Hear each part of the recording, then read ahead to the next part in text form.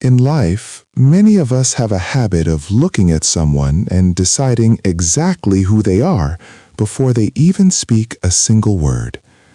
We often build walls around our hearts based on a shadow, a scar, or a rumor, believing that our first impression is the ultimate truth. But there is a quiet danger in judging what we do not understand.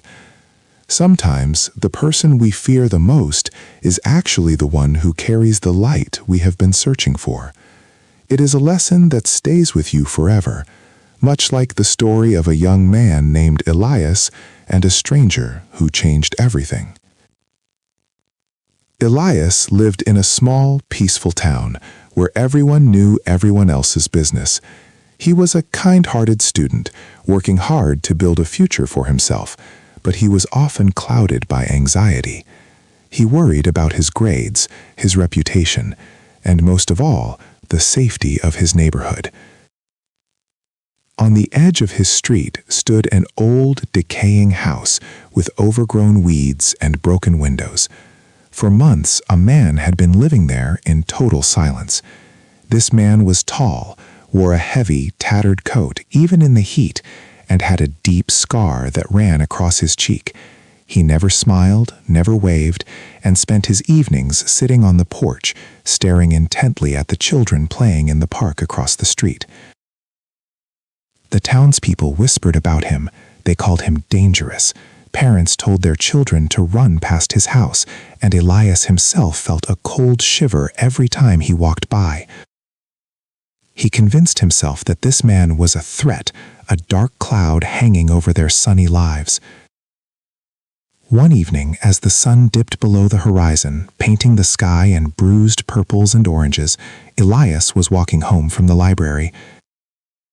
He was tired, his mind heavy with the stress of his upcoming exams. As he approached the old house, he saw the man standing by the gate. Elias tried to quicken his pace, his heart hammering against his ribs, but he tripped on an uneven stone. His books scattered across the pavement, and his glasses slid into the grass. In the dim light, Elias saw the heavy boots of the stranger moving toward him. Panic surged through his body. He scrambled to pick up his things, his hands shaking, expecting the worst. He thought he was about to be attacked or yelled at. But as the man reached him, he didn't growl or move aggressively. Instead, he slowly knelt down. With large, calloused hands, he gently picked up Elias's glasses and wiped the dust off down with a corner of his worn coat. He handed them back to Elias with a steady hand. His eyes weren't filled with malice. They were filled with a profound, quiet sadness. Elias was too stunned to speak. He took his glasses, muttered a quick thank you, and ran home without looking back. Over the next few days, Elias couldn't stop thinking about those eyes. He felt a strange mix of confusion and guilt. Why had he been so sure the man was dangerous? He decided to watch the man more closely, not out of fear, but out of curiosity. He noticed that every morning the man would leave a small bowl of milk behind the bushes for the stray cats. He noticed that the man spent hours fixing a small wooden birdhouse that had fallen from a tree. The man wasn't watching the children in the park to cause harm. He was watching them with a look of longing, as if he were remembering a life he once had. One rainy afternoon, the tension in the town reached a breaking point. A young boy from the neighborhood had gone missing for several hours. The community was in a frenzy. People gathered in the streets calling the boy's name, and immediately fingers began pointing toward the old house. I watched from a distance as a group of angry neighbors marched toward the stranger's porch.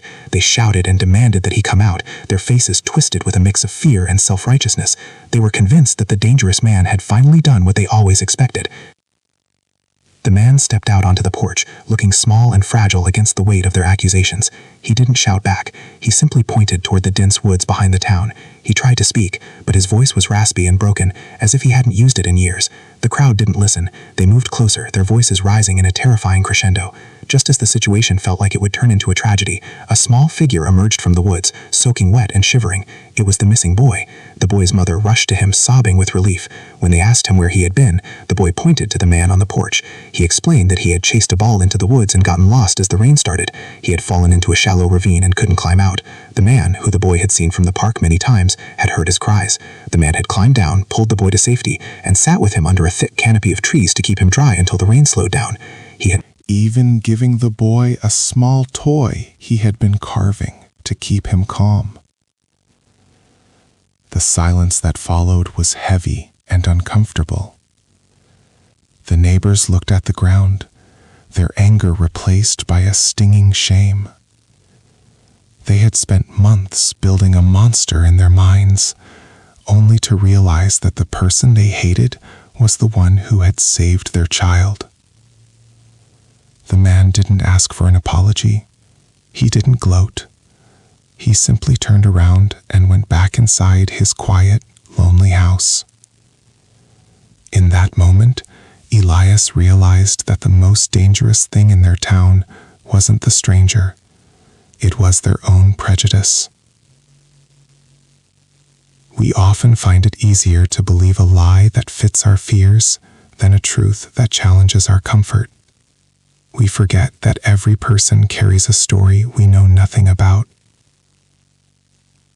That man had lost his own family in a fire years ago, leaving him with those scars and a broken heart. He wasn't hiding because he was a criminal. He was hiding because the world had been unkind to him, yet he still chose to be kind to the world. This taught Elias that the greatest strength a person can have is the ability to see past the surface. True character isn't found in a person's appearance or how much they talk. It is found in what they do when no one is watching and how they treat those who have nothing to give them in return.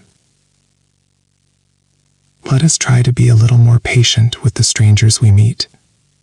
Let us be the ones who offer a hand instead of a pointed finger. You never know whose life you might change simply by giving them the benefit of the doubt. If the story touched your heart or reminded you of a time you were misunderstood, please leave a comment below. It helps us grow and share these lessons with more people.